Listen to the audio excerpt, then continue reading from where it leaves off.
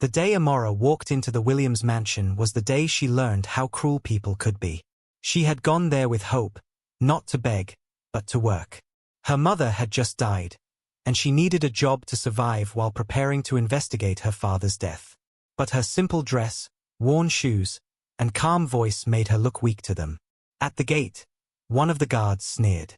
"Who you dey find?"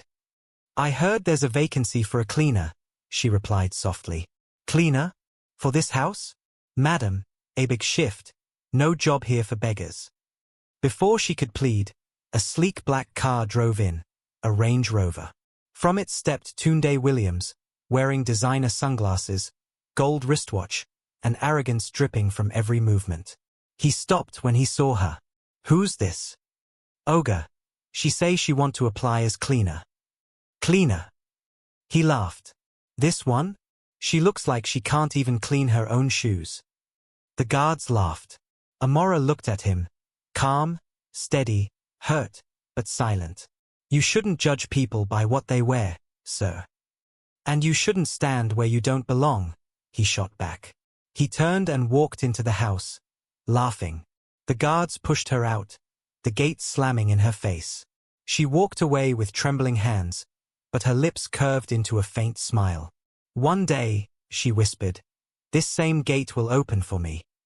That night, Amora sat alone in her small, dimly lit room. She opened a brown envelope wrapped in plastic, the one her mother had given her before she died.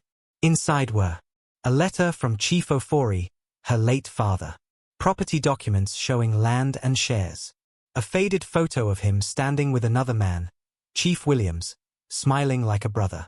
She read her father's letter. "My dearest Amora, if you're reading this, I may no longer be alive. The man I trusted most, Chief Williams, has turned against me. I built my empire with honesty, but greed has no brother. Protect yourself, my child. One day, you'll come back and reclaim what was taken from us. Remember, truth walks slowly, but it never dies." Tears fell on the letter. Amora clutched it to her chest.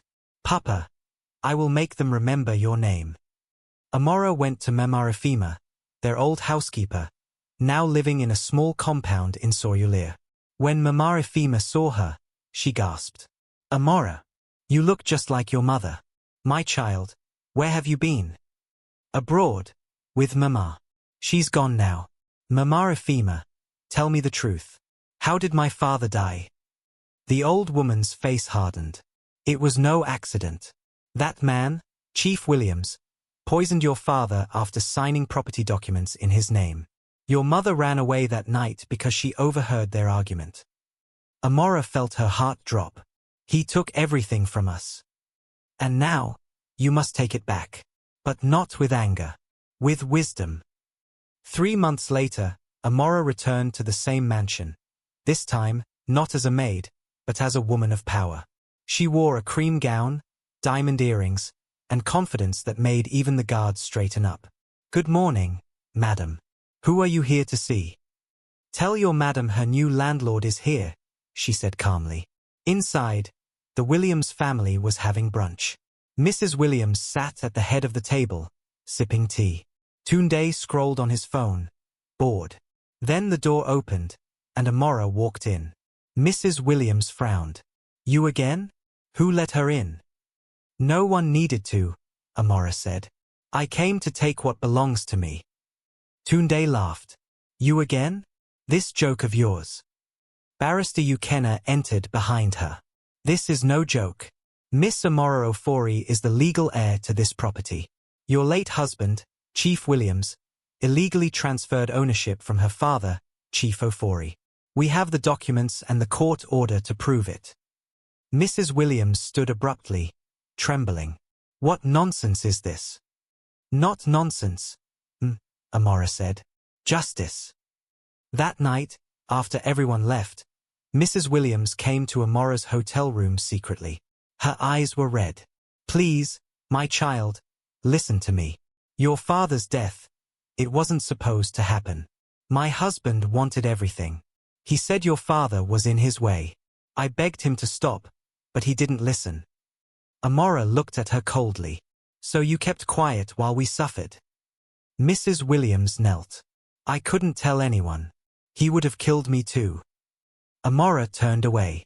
Then let justice speak for those who couldn't. When the news broke, social media exploded. Wealthy family loses mansion to long-lost heir. Tunde's friends mocked him. Their businesses crumbled as their father's fraud was exposed. On the day the court enforced the eviction, Amora stood at the same gate where she was once insulted.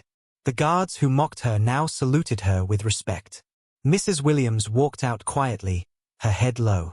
Tunde followed behind, broken and ashamed. He stopped in front of her. Amora, I don't know how to face you. I was proud, stupid, and cruel. I don't deserve forgiveness. Amora's eyes softened.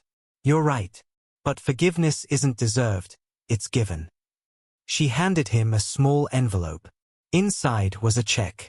Start again. Learn who you are without the wealth that blinded you.